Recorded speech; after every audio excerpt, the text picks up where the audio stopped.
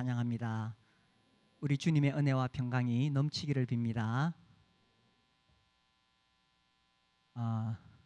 기독교 세계관에 대해서 다시 좀 살펴보기로 했습니다. 오늘은 오늘날 이 세상은 왜 잘못되었는가 라는 제목으로 이 두 번째 주제를 살펴보려고 그래요. 세계관이라고 했을 때 네 개의 질문이 있다고 그랬죠. 이 세계는 어떻게 시작이 되었는가? 지난주에 창조 살펴봤습니다. 오늘은 이 세계의 문제는 무엇인가? 두 번째 살펴보려고 합니다. 제가 PPT를 만들어서 전달했는데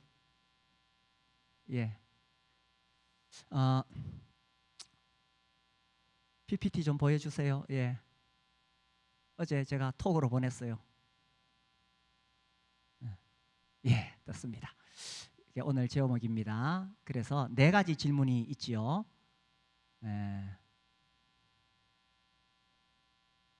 첫 번째 질문에 이 세계는 어떻게 시작되었는가? 저절로 만들어진 것인가? 하나님께서 창조하셨는가? 지난주에 하나님의 창조에 대해서 살펴봤습니다. 오늘 두 번째, 이 세계의 문제는 무엇인가? 지난주에 아주 이렇게 뉴스에 떠올랐던 사건이 있습니다.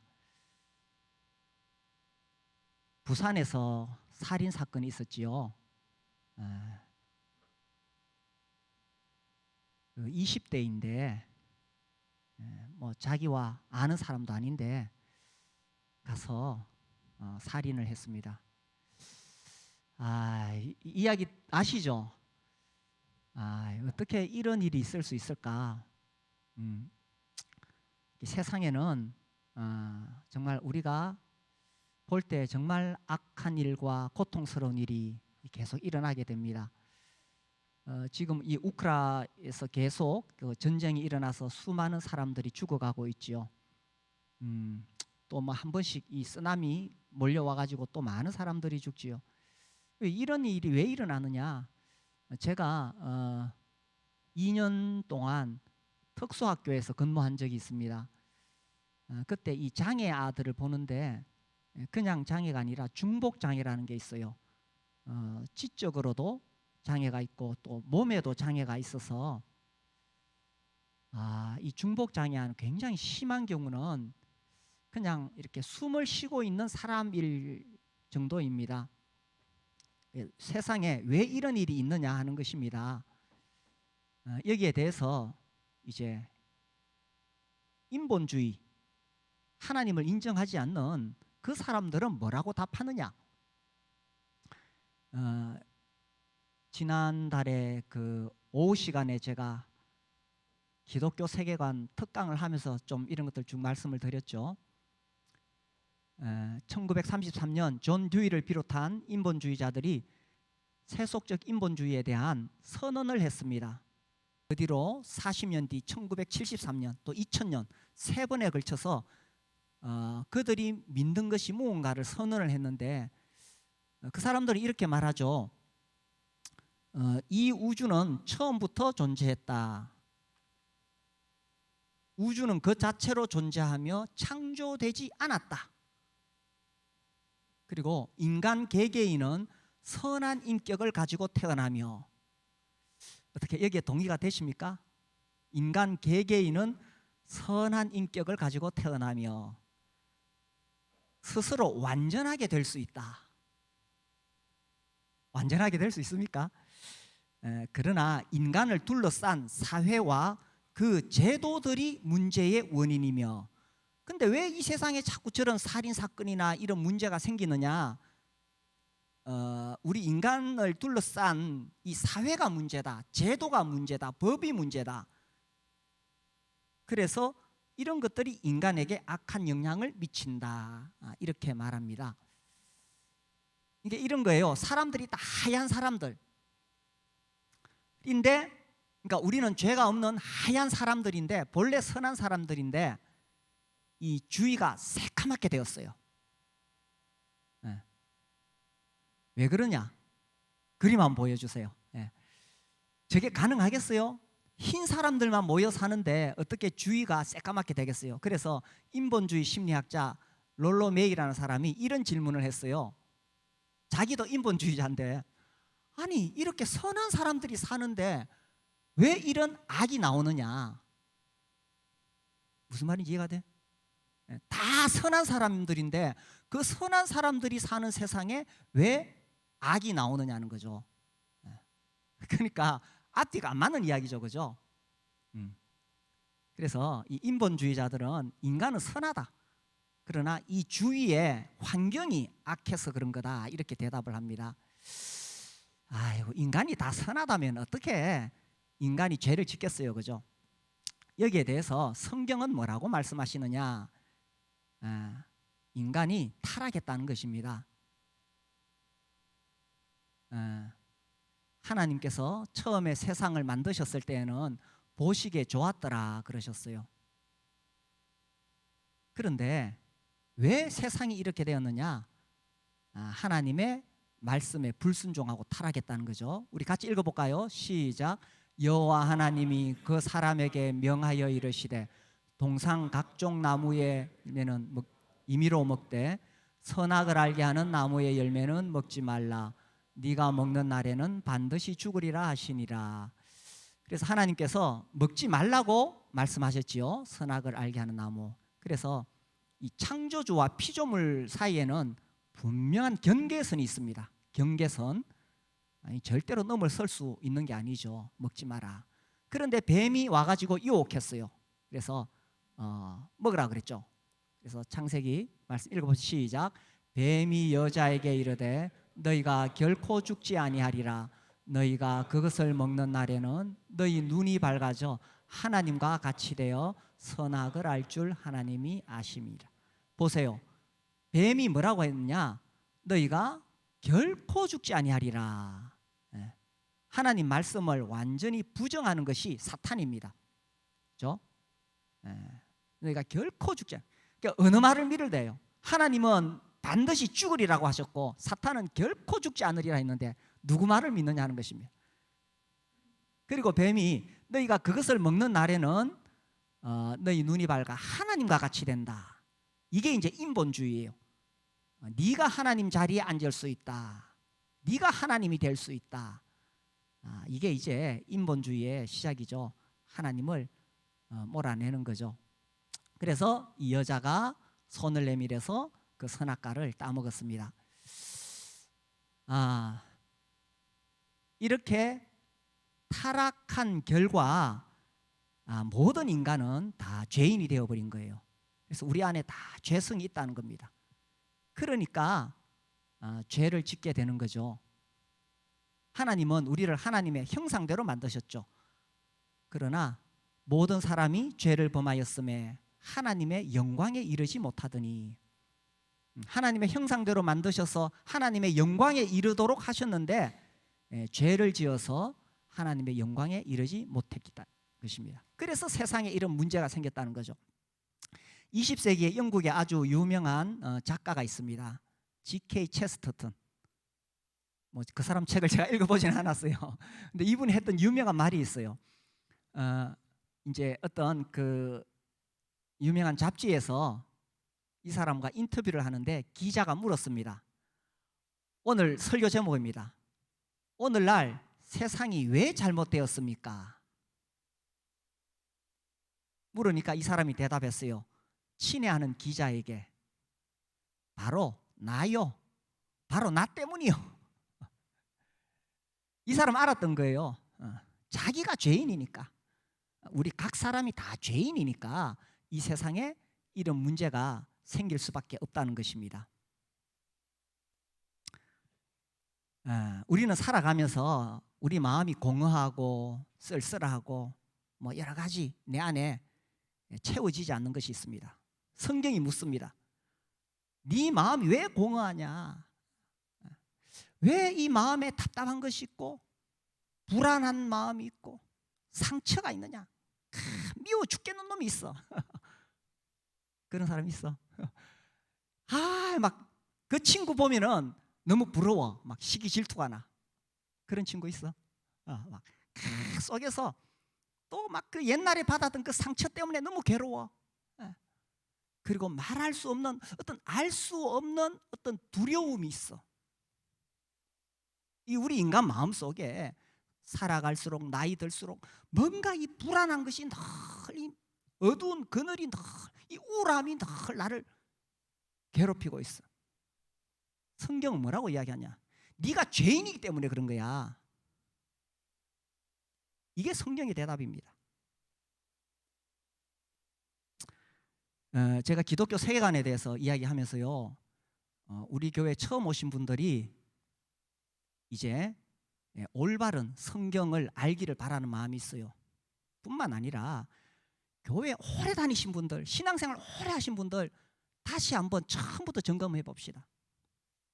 왜 내 마음이 불안하고 우울하고 누군가 미워 죽겠고 막 배가 아프고 괴롭고 그럴까요? 답은 간단합니다. 내가 죄인이라서 그런 거예요. 하나님과의 관계가 끊어진 것, 이게 죄잖아요, 그죠? 이게 타락이잖아요. 내가 하나님의 영광을 위해 살지 못하고 하나님으로부터 멀어져 있기 때문에 내 안에 이런 온갖 정신적인 혼란이 찾아왔다는 것입니다. 그래서 세계관 답은 그거예요. 다시 하나님과의 관계가 회복되어져라. 다시 하나님과 더 깊은 관계 속에 들어가라. 이미 예수님을 믿었던 안 믿었던, 구원을 받았던 안 받았던 간에 하나님과의 관계를 회복하라는 거예요. 어떻게 관계 회복하느냐? 이 예배 자리에 나오는 거예요. 기도의 자리에 나가는 거예요. 하나님 앞에 나아가서 정말 무릎 꿇고 기도하는 거예요. 하나님 말씀 속에 들어가는 거예요. 그렇게 해서 하나님과 나와의 관계가 회복되는 겁니다. 오늘날 이 세상이 왜 잘못되었습니까? 하나님과의 관계를 단절하고 내가 스스로 하나님 자리에 앉았기 때문이죠. 자, 이 문제에 대해서 세속적 세계관, 이 인본주의는 어떻게 해서든지 하나님을 우리 삶의 영역에서 몰아내려고 합니다. 제가 보니까 이 역사 속에서 그게 막 정점에 치달은 게 있어요. 1789년 프랑스 대혁명입니다. 자유, 인권, 박애입니까? 학교 다닐 때 외웠는데. 근데 이 사람들이 정말 그 당시 그 로마 가톨릭 신부 사제들한테 하도 그 착취를 당해가지고 막 지긋지긋하다 이거예요. 그 로마 가톨릭 천주교 뭐 어쨌든 큰 범위에서 기독교죠. 그래가지고 로마 가톨릭이라는 종교를 몰아내려고 한 게 아니라 아예 성경의 하나님을 거부했습니다. 그래서 1792년, 3년, 4년 이렇게 가면서 성당을 이성의 신전이라고 이름을 바꿨습니다. 우리에게 이성, 합리적인 이성이 있는데 왜 우리가 신한테 매여야 되느냐? 왜 우리가 종교에 매여야 되느냐? 우리 다 합리적으로 이성을 가지고 판단하고 살아갈 수 있다. 그래가지고 여배우를 딱 꾸며가지고 막 성당에 저렇게 막 모셔가가지고 이성을 우리가 숭배한다. 이성, 인간의 이성, 무슨 말인지 알겠지? 인간의 이성을 숭배해야 되지 우리가 어떤 종교, 신을 숭배하는 어리석은 일을 하지 말자. 그 사람들 그렇게 했어요. 그런데 1800년까지 그 한 10년 정도에 제가 이 자료를 찾아보니까 하나님을 몰아낸 그 프랑스 대혁명에서 40만 명이 죽었다 이렇게 나옵니다. 뭐 로마 가톨릭이든 뭐 개신교든 이걸 떠나서요, 인간의 삶의 자리에서 하나님을 거부했을 때에 결국 죽이고 죽는 것밖에 없는 거예요. 나중에 이제 나폴레옹이 집권하면서 또 뭐 이렇게 정리해 가기 시작하죠.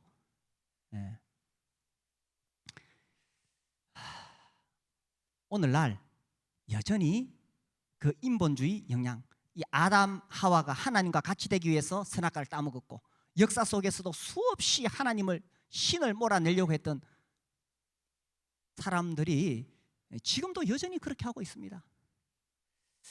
제가 최근에 이 기독교 세계관을 공부하면서 읽었던 책이 있는데 이 엘버트 몰러라는 남침례교 총장님이 쓴 책이에요. 제목이 무시무시합니다. 세속화에 폭풍우가 몰려온다. 이게요, 저도 사실 뭐 그렇게 심각하게 생각 안 했는데 이 기독교 세계관을 공부하면서 야, 우리가 지금 살아가는 이 세계가 얼마나 심각한가. 세속화가 무슨 말이냐 하면 경건하지 않다. 물론 그런 의미도 있는데 제가 이렇게 교회사를 쭉 공부해 보니까 세속화의 의미는 하나님을 거부하는 것을 세속화라고 말합니다. 뭐 그러니까 당연히 경건하지 않게 되겠죠. 자, 세속화의 본래 의미가 뭐라고요? 하나님을 거부하려는 거예요. 그런데 이것이 폭풍우처럼 몰려오고 있다는 겁니다. 우리가 지금 거기 살아가고 있습니다.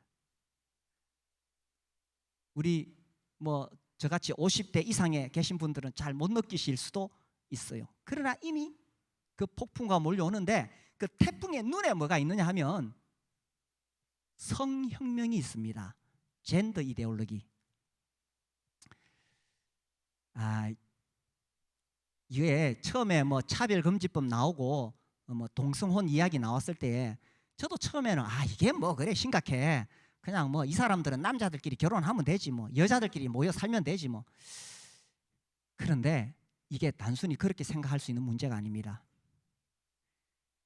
야, 이게 지금 이걸 가지고 정치를 하겠다는 것이고요, 세계관을 바꾸겠다는 겁니다.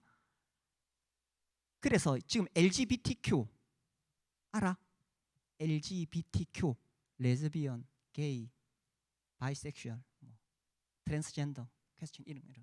그래서 그러니까 하나님이 남자와 여자를 만드셨는데 그것을 거부하고 자기가 성을 선택할 수 있는 거죠. 뭐 그렇게 해서 사는 게 우리하고 무슨 상관이 있어?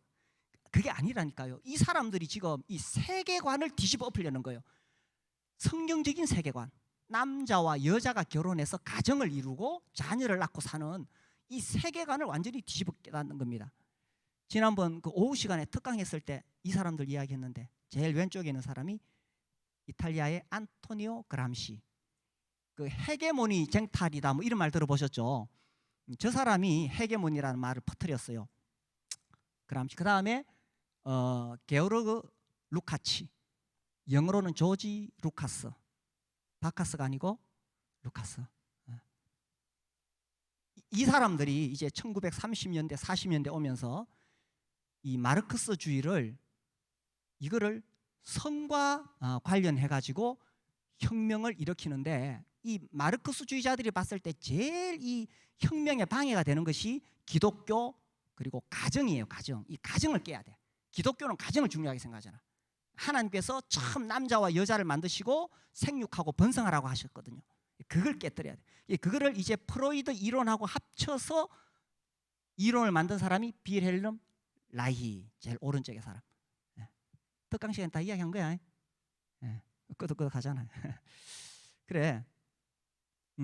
이게 왜 심각하냐? 이 사람들이 기독교 세계관을 완전히 뒤집어 엎겠다는 이야기입니다. 이게요, 이게 바늘 구멍 같은 거예요. 뚝이 바늘 구멍에 무너져요. 처음에 뭐 바늘 구멍 났을 때야 뭐 표 안 나죠? 그런데 시간이 지나가면 그 바늘 구멍이 큰 구멍이 돼서 물이 새고요. 그리고 뚝이 무너져요. 뚝이 무너지면 그 물이 확 내려와서 마을을 초토화시켜요. 막 진흙이 흘러다니고 막 이 쓰레기가 떠다니고 노약자는 거기 그냥 휩쓸려 가요. 그리고 전염병이 돌아요. 결국 다 죽어요. 그런데 지금 상황이 어떠냐? 그냥 물이 새는 정도가 아니라 이미 뚝이 무너졌다는 거예요. 그래서 저 인본주의자들이 하는 말이 너희는 이미 졌다 이렇게 선언했습니다. 너무 좀 심각한 이야기인가요? 그러니까 이 성 문제가 이게 정치적으로 연결이 되는 거예요. 그래서 이 LGBTQ 성소수자를 지지하지 않으면 이제 정부에서 세금을 엄청 매기겠다는 거예요. 교회도 상관없다. 기독교 단체, 자선단체 다. 이게 2019년 민주당 대통령 후보들이 나와서 소견, 정견 발표할 때 그걸 확실히 했어요. 이미요, 여기 지금 뭐 50대 이상은 잘 모르죠. 여기 우리 청년들, 대학에서는 동성애가 이상해 자연스러워요. 제가 대학 다닐 때만 해도 동성애 그럼 매우 이상했어요. 근데 지금은 자연스러워요. 그러니까 이게 세계관을 이미 이게 잠식했어요. 웹툰을 통해서, 유튜브를 통해서, 넷플릭스를 통해서, 그리고 TV 드라마를 통해서 이미 이게 잠식했어요. 이게 왜 심각하냐? 이게 세계관을 뒤엎겠다는 거예요. 그래서 이제 우리는 지난주 그 말씀 있죠. 하나님이 사람을 창조하시되 남자와 하나님의 형상대로 남자와 여자를 창조하셨다. 이제 우리가 그런 이야기하면 그거는 자기들하고 안 맞는 거라고 밀어내는 시대가 되어 왔다는 것입니다. 이미 이 뚝이 무너졌다는 겁니다. 그래서 지금 우리가 할 수 있는 일이 뭐냐? 뭐 제가 생각해 내가 할 수 있는 일이 뭐냐? 내가 무슨 대단한 일을 뭐 제가 할 만큼 능력이 없어요. 다만 저는 하나님 말씀을 전하기 때문에 끝없이 하나님 말씀을 전해야 되겠다. 그리고 하나님께서 우리를 구원하셔서 교회를 세우셨어요. 교회 공동체를 세우셨어요. 그래서 우리 각자가 하나님과의 관계를 회복할 뿐만 아니라 이 교회 공동체를 굳건하게 세워서 여기서 우리의 믿음을 지키고 우리가 여기에 전도해서 사람이 들어오게 하고 우리 자녀들을 성경적 세계관 안에서 키우는 거예요. 그러기 위해서 우리가 모여야 돼요. 제가 얼마 전에 장작불 교회론이라고 이야기했죠. 이런 말 제가 처음으로 이제 만들어냈습니다. 아무리 장작개비에 불이 붙어서 타고 있어도 끄집어내면요, 지 혼자 있으면 꺼져요.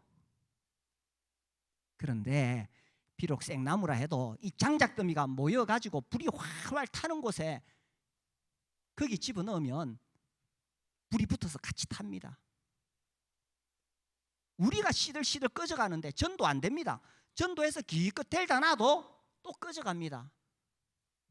우리 자녀들은 더 심각합니다. 우리 어린 자녀를 둔 부모님, 내 자식 어떻게 인류대학 보낼까? 대학을 이미 장악했습니다. 그쪽에서. 그래서 대학을 보내기 전에 우리가 성경적 세계관으로 우리 자녀들을 키워놓지 않으면 늦습니다. 그래서요, 우리가 뭐 해야 돼요? 제가 계속 이걸 강조합니다. 수요 집회 오셔야 돼요. 요새 날씨 좋아요. 저녁 먹고 살살 걸어오면 돼요. 목장에서 모여야 돼요. 그리고 주일 오후에도 모여야 돼요. 또 우리가 특별 집회에서 계속 모여야 돼요. 모여서 하나님 말씀을 듣고 찬양하고 기도하면서 먼저 나부터 불이 좀 붙어야 돼요. 우리가 같이 모이면 불이 붙어요. 혼자서는 가물가물 꺼져가도 우리가 같이 모이면 불이 붙어요. 이 장작개비 가물가물한 것들 모아놓으면 불이 확 붙어요. 아무리 혼자 불 붙어서 자기 신앙 지킨다 해도 나가면 꺼져가요. 주일 오전에 1시간 여기 와서 예배 드리고 나머지 시간 다 세상에서 세속적인 세계관으로 살아가는 것, 이것이 과연 하나님이 나를 구원하신 것일까? 어렵고 힘들 때 하나님 찾으라고 우리를 구원하셨을까? 죽을 때 하나님 찾으라고 나를 구원하셨을까? 아니요. 일요일부터 토요일까지 1년 365일 다 하나님 앞에서 살아가라는 거예요. 그래서 우리가 모이자는 이야기입니다. 모여서 불을 붙여야 되고 우리가 정신을 차리고 우리가 정말 예배의 자리, 말씀의 자리, 기도의 자리로 나가야 된다는 것입니다. 이미 뚝은 무너졌습니다. 어떻게 내 자녀를 지킬 것이냐? 이 공동체가 튼튼하면 지켜낼 수 있습니다. 뿐만 아니라 지금도 영생을 주시기로 작정된 자가 있습니다. 그래서 우리가 활활 붙으면 그런 사람들을 주님이 보내주시고 우리가 영혼 구원하여 제자 삼을 수가 있습니다. 자, 기독교 세계관이라는 것은 뭐냐? 무엇보다 우리는 성경을 하나님의 말씀으로 믿습니다. 여기서 출발합니다. 그런데 이 자유주의 신학, 아니 신학자들이 성경을 벌써 공격을 해요. 그게 이미 오래 왔고 이런 신학의 분위기가 이미 신학교를 다 장악했습니다. 정말 보수적이고 성경을 절대적으로 믿는 사람들이 그나마 지금 지키고 있는 거예요. 그래서 동성애 하는 사람 목사 세우잖아요. 그래서 성경을 있는 그대로 하나님의 말씀으로 받아들이지 않는다는 것입니다. 그러나 기독교 세계관은 뭐냐? 이 핵심 기초에 우리는 성경을 절대적인 하나님의 말씀으로 믿습니다. 하나님께서 남자와 여자를 창조하셨고 자기 형상대로 만드셔서 하나님의 영광을 위하여 살게 하셨다라는 겁니다. 그리고요, 하나님께 반역을 했습니다. 선악과를 따먹고 타락했습니다. 여기에 대해서 하나님께서 준엄한 경고를 하셨습니다. 히브리서 9장 27절, 우리 다 아는 말씀이죠. 한번 읽어볼까요? 시작. 한 번 죽는 것은 사람에게 정해진 것이요 그 후에는 심판이 있으리니. 분명히 심판이 있다. 우리 이걸 믿습니다. 근데 자유주의 신학에서는 이것도 거부합니다. 심판이 있다고 말씀하셨고 또한 우리 주님이 직접 지옥이 있다고 말씀하셨습니다. 우리 마가복음 말씀 한번 볼까요? 같이 읽읍시다. 시작. 만일 네 손이 너를 범죄하게 하거든 찍어버리라. 장애인으로 영생에 들어가는 것이 두 손을 가지고 지옥 곧 꺼지지 않는 불에 들어가는 것보다 나으니라. 자, 예수님께서 직접 이렇게 경고를 하셨음에도 불구하고 많은 자유주의 신학은 이것을 거부하려고 합니다. 자, 어느 쪽을 따를래요? 이 아담과 하와가 하나님 말씀하시기를 네가 그것을 먹는 날에는 반드시 죽으리라. 그런데 뱀이 와서 결코 죽지 않으리라. 똑같습니다. 하나님은 한 번 죽는 것은 사람에게 정해진 것이요 그 후에는 심판이 있다고 하셨습니다. 그리고 지옥에 꺼지지 않는 불이 있다고 경고하셨습니다. 그러나 사람들은 결코 죽지 아니하리라. 죽으면 끝이다. 혹은 만인이 다 구원받을 것이다. 어느 쪽을 믿으실래요? 여기서 성경적 세계관과 인본주의가 이렇게 갈라지게 되는 거죠. 그래서 우리는 성경을 절대적인 하나님의 말씀으로 믿습니다. 자, 이 지옥에 대해서 우리 주님이 얼마나 강력하게 경고하셨는가 읽어봅시다. 시작. 거기에서는 구더기도 죽지 않고 불도 꺼지지 아니하느니라. 사람마다 불로서 소금치듯함을 받으리라. 어제 아래 제가 이 운전하다가 극동 방송을 들었는데 어떤 목사님이 저 구절을 가지고 설교를 하시더라고요. 요새 지옥 설교 거의 안 하는데 그날 이제 새신자 초청 주일이라 가지고 저 설교를 하시더라고요. 구더기 이야기를 하시는데 그 구더기 피부가 그렇게 매끄럽대요. 랩 있잖아요. 우리 음식 싸는 거 랩보다 더 부드럽대요. 나중에 한번 만져보시든지. 근데 그 부드러운 피부를 가진 구더기도 죽지 않아요. 죽지 않으니 얼마나 괴롭겠어요. 지옥불 속에서. 그리고 그 구더기가 살을 파먹는 거잖아요. 그것이 지옥이라는 것입니다. 어떻습니까? 지옥을 믿습니까? 여기서 갈라지는 거예요.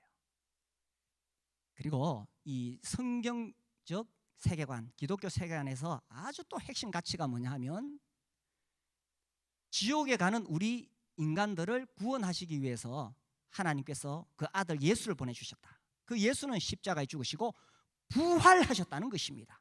예수의 부활은 역사적 사실이다. 이것이 핵심 가치입니다. 예수님이 부활하셨죠. 그래서 다른 모든 사람들은 다 무덤이 있지만 우리 주님의 무덤은 빈 무덤입니다. 그래서 우리가 이 예수님을 믿음으로 구원을 받게 되는 거죠. 그런데 중요한 게 있어요. 누가 예수를 믿느냐? 자기가 죄인이라는 사실을 깨닫는 사람이 예수를 믿을 수가 있습니다. 아니 죄인인 줄 모르는데 굳이 예수를 믿을 필요가 뭐 있어요? 예수님은 왜 이 세상에 오셨느냐? 죄인을 구원하러 오셨어요. 그러니 자기가 죄인인 줄 모르는 사람은 예수를 믿을 수도 없고 구원받을 수도 없어요. 그런데요, 야, 이 죄인인 것을 몰라요. 이 80년대, 90년대 저도 나름대로 이제 막 전도하려고 이렇게 애를 썼는데, 그때는요, 교회를 안 다녀도 사람들이 자기가 죄인이라고 잘 인정을 했어요. 예, 내가 죄인 맞지요. 다 그렇게 인정을 했어요. 그런데 재미있는 거는요, 요즘은 이제 이렇게 만나서 전도하려고 하다 보면 자기가 죄인이라고 생각을 안 합니다. 이게 세계관의 문제예요. 인본주의 심리학이 이미 쫙 깔려있기 때문에 너는 잘못한 거 없어. 네 주위에 있는 이 사회가 문제야. 네 주위에 있는 그 사람들이 너한테 상처를 줘서 그런 거야. 너는 잘못한 거 없어. 이게 인본주의 심리학이에요. 너는 잘못한 거 없는데 주위 사람들이 자꾸 너를 괴롭히니까 그래. 환경을 바꿔, 사람을 바꿔. 너는 잘못한 거 없어. 병원에 가면 그렇게 이야기하잖아요. 내가 왜 문제가 생겼느냐? 성경은 말합니다. 네가 죄인이기 때문에 그런 거야. 이 다른 거예요. 그러니까 이런 분위기 속에서 자기가 죄인이라는 것을 잘 인정을 안 합니다. 죄인임을 모르는 사람은 구원을 받을 수가 없다는 사실이에요. 우리가요, 예수를 믿어도 내 안에 있는 이기심, 뼛속 깊이 자기중심적인 것, 그리고 우리는 하나님을 또 우리도 밀어내고 내가 여전히 하나님 자리에 앉고 싶은 거야. 내가 남을 쉽게 판단하고 정죄하고 미워하고 상처받고 이거 다 내가 하나님 자리에 앉아 있는 거잖아요. 네가 그렇게 마음이 불안한 이유가 뭐냐? 평안이 없는 이유가 뭐냐? 네가 죄인이기 때문이야. 성경은 그렇게 말합니다. 그러니 내가 죄를 회개하고 하나님과의 관계가 회복되는 것이 답이에요. 그런데 죄인인 거 모르는 사람은 예수를 믿을 수가 없어. 제가 이분, 이 울산대학교 법철학 교수님이시죠. 이분의 간증을 몇 년 전에 듣고 진짜 깜짝 놀랐어요. 뭐 제가 몇 번 이야기했는데 기억하시나요? 이분이 뭐한 사람이냐 하면은 이 불교도라. 그냥 불교도가 아니라 이 기독교를 완전히 막 없애려고 하는, 그래가지고 막 이렇게 사람들 모아가지고 그런 일을 하던 사람이에요. 어느 날 이제 이 양반이 이제 설교를 듣다가 아니 왜 설교를 듣느냐 하면은 이 기독교의 잘못된 것을 찾아내려고. 설교를 들으면서 늘 하는 말이, 목사님 설교 들으면서 너나 잘하세요. 너나 잘하세요. 너나 하는데 그날 이상하게 너나 그러는데 갑자기 혀가 딱 굳어지더래요. 그러면서 이게 혀가 굳어지면서 자기가 죄인인 것이 막 이렇게 막 밀려오더라는 거예요. 그냥 그래가지고 하나님 앞에 굴복되어집니다. 하나님, 내가 죄인입니다. 참 말도 안 되는 거죠. 꼭 사도 바울 이야기잖아요, 그죠? 사도 바울이 예수 믿는 사람 잡으러 가다가 주님 나타나니까 막 꼭 끌어가지고 주여 니시니까 네가 핍박하는 예수다. 그래 사도 바울이 예수님 만났는데 저 양반도 꼭 사도 바울처럼 예수님을 만난 거예요. 자기가 죄인이라는 것이 막 이렇게 막 밀려왔어요. 그래서 하나님 앞에 굴복하고, 이 사람이 그때 뭐 하고 있었냐면 이 종교 편향 방지법을 만들라고 2008년도에 이 사람이 가만히 보니까 이제 어떻게 해서 예수를 믿게 되었습니까? 학교 다닐 때 선생님이 자기에게 이야기를 했대. 그런 사람이 많은 거예요.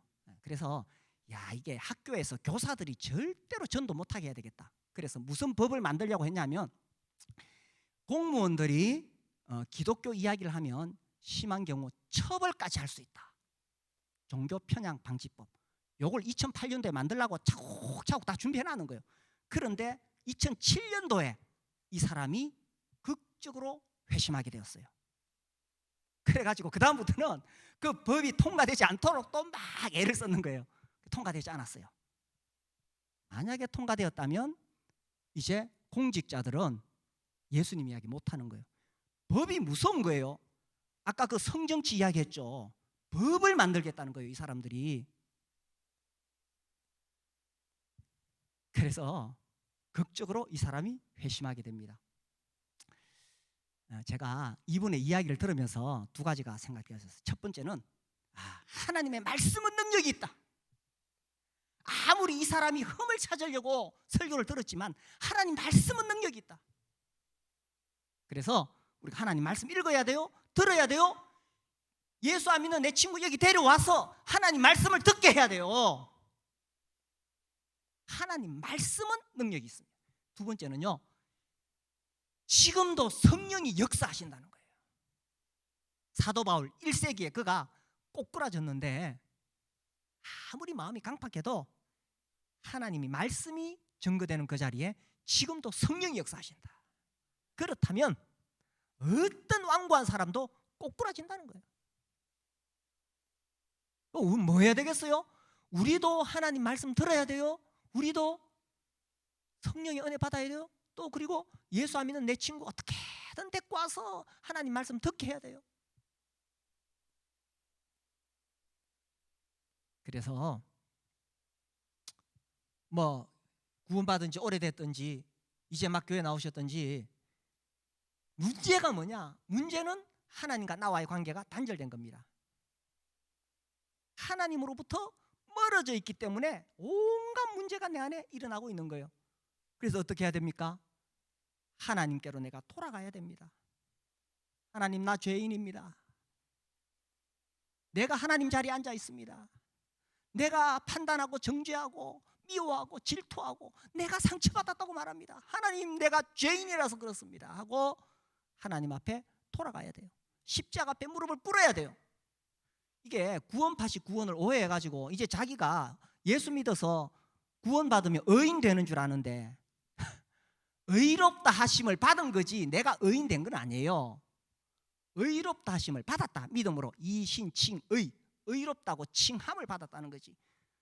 예수 믿어도 여전히 내 안에 자기중심적인 죄악이 얼마나 올라오고 있습니까? 그래서 하나님 앞에 무릎을 꿇어야 됩니다. 내 자아가 부서지고 깨져야 돼요. 그래 되지 않으면 그냥 주일 오전 와서 1시간 예배 드릴 때는 성경적 세계관으로 살아가. 나머지 돌아가면 여전히 세상적, 세속적 세계관으로 또 살아갈 수밖에 없는 거예요. 그래서 우리가 자꾸 모여야 돼요.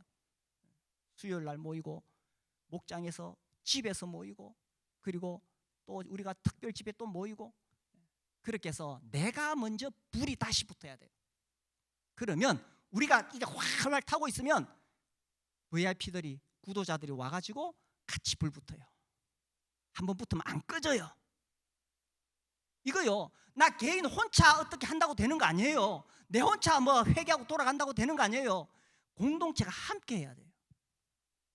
그래서 우리 교회가 우리 각자가 다시 한번 하나님과 깊은 관계 속에 들어가도록 내가 죄인인 거 회개하고 하나님과 하나가 될 수 있도록 그런 교회가 되었으면 좋겠습니다.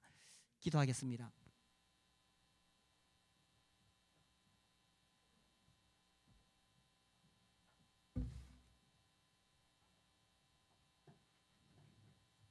아버지 하나님, 이 시간 우리가 하나님 말씀을 듣고 하나님 말씀을 우리의 심령에 받아서 하나님 앞에 무릎을 꿇습니다. 주님, 정말 진심으로 주님께 돌아가기를 원합니다. 나도 모르게 이 세속주의 가치에 빠져서 주일 오전에는 하나님 앞에 섰다가 나머지는 또 세상적인 세계관, 세상적인 가치관으로 자꾸 살아가려고 합니다. 이 시간 우리가 결단을 내리기를 원합니다. 아버지 하나님, 우리를 받아주시옵소서. 주님, 우리 교회 공동체가 정말 뜨거운 성령의 불이 활활 타오를 수 있기를 원합니다. 아버지 하나님, 불 같고 방망이 같은 하나님 말씀으로 우리 교회를 새롭게 하여